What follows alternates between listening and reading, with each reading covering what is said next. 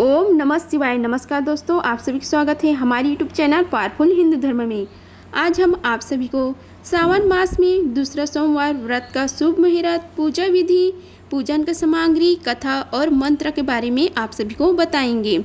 आइए जानते हैं सावन का महत्व। सावन माह में सोमवार का विशेष महत्व होता है। सावन का महीना शिव जी को समर्पित होता है। इस माह में शिव जी की पूजा अर्चना करने से शुभ फल की प्राप्ति होती है। सावन माह का सोमवार 29 जुलाई को है। इस दिन भगवान शिव की पूजा का विशेष महत्व है। आइए जानते हैं सावन के दूसरे सोमवार की पूजा विधि, महत्व और सामग्री के बारे में। सावन माह के द्वितीय सोमवार का शुभ मुहूर्त है। वैदिक पंचांग के अनुसार श्रावण मास के दूसरे सोमवार व्रत के दिन अमृतकाल मुहूर्त सुबह 6:17 से सुबह 7:50 के बीच रहेगा और संध्या पूजा के लिए शुभ मुहूर्त है शाम 7:20 से रात्रि 8:21 के बीच रहेगी। इस दौरान पूजा पाठ करने से विशेष लाभ की प्राप्ति होती है। अब हम आप सभी को सावन मास की पूजा विधि के बारे में बताते हैं। शास्त्रों में बताया गया है कि सावन सोमवार व्रत के दिन सुबह जल्दी उठकर स्नान ध्यान करने के बाद सूर्य देव को जल प्रदान करना चाहिए। इसके बाद भगवान शिव का स्मरण करके व्रत का संकल्प लेना चाहिए। ऐसा करने के बाद शिव मंदिर में जाकर भगवान शिव का जल अभिषेक करें और उन्हें बेलपत्र, अक्षत इत्यादि अर्पित करें। इसके पश्चात शुभ मुहूर्त में भगवान शिव का रुद्र अभिषेक करें। इस दौरान भगवान शिव को दूध, दही, शक्कर, गंगा जल और शहद अर्पित करें। इस दौरान महामृत्युंजय मंत्र का जाप निरंतर करते रहे। साथ ही भगवान शिव की उपासना गंध, पुष्प, धूप, दीप इत्यादि से करें। भगवान शिव का मंत्र है ओम त्र्यंबकम यजामहे सुगंध पुष्टि वर्धनम उर्वारुक्मे बबंधना मृत्यु मोक्षी मामृतात्। दूसरा मंत्र है ओम तत्पुरुषाय विद्महे महादेवाय धीमहि तन्नो रुद्र प्रचोदयात्। तीसरा मंत्र है ओम अघोरेभ्यम अथ घोरोभ्यम घोर घोर तारेभ्यम सर्वेभ्यम सर्व सर्वेभ्यम नमस्ते अस्तु रुद्र रूपेभ्यम। अब हम आप सभी को सावन सोमवार व्रत के महत्व के बारे में बताते हैं। सावन के सोमवार का बहुत अधिक महत्व होता है।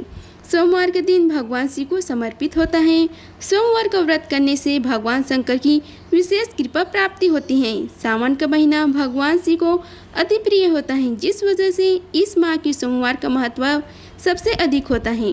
पूजन सामग्री की लिस्ट में है पुष्प, पंचफल, पंचमेवा, रत्न, सोना, चांदी, दक्षिणा, पूजा के बर्तन, कुशासन, दही, शुद्ध देसी घी, शहद, गंगा जल, पवित्र जल, पंचरस, इत्र, गंध, रोली, मौली, जनेऊ, पंचमिष्ठान, बिल्वपत्र, धतुरा, भांग, बेर, अम्रमंजरी, जौ की बाले, तुलसी दल, मंदार पुष्प, गाय का कच्चा दूध, ईख का रस, कपूर, धूप, दीप, रुई, मलाईगिरी, चंदन, शिव व माँ पार्वती की श्रृंगार की सभी सामग्री आदि।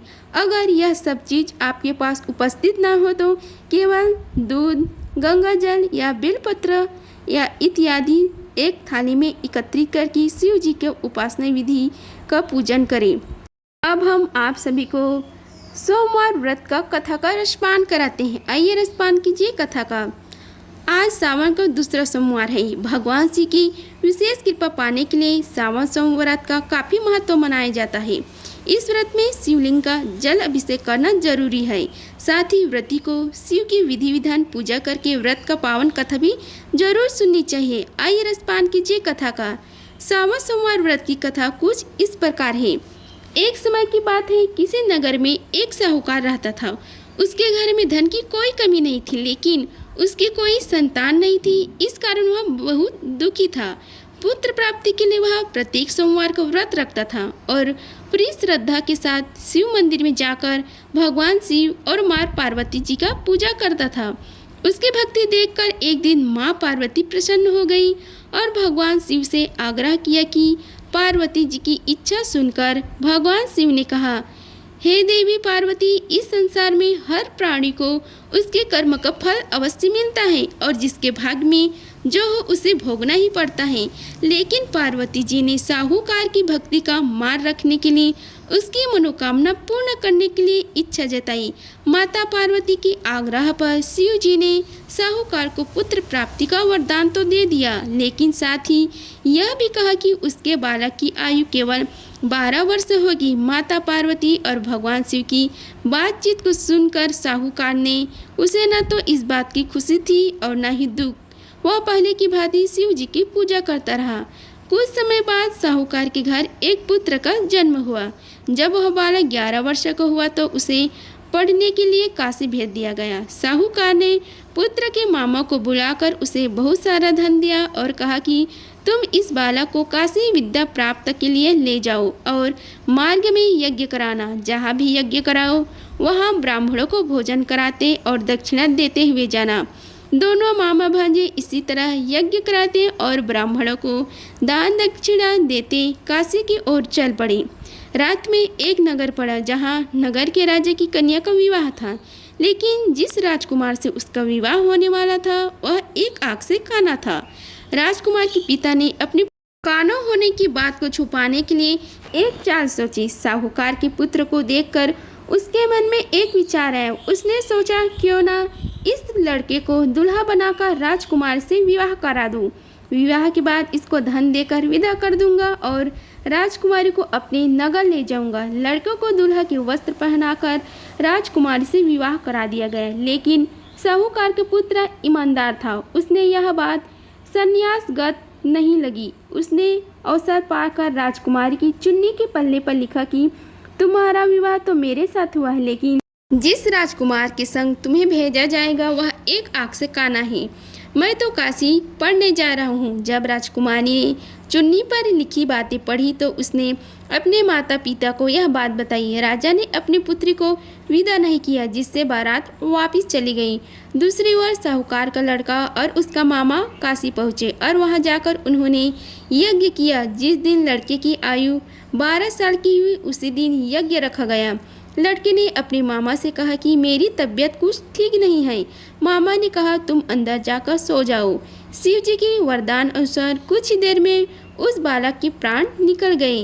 मृत भांजे को देख उसके मामा ने विलाप शुरू किया। संयोगवश उसी समय शिव जी और माता पार्वती उधर से जा रहे थे।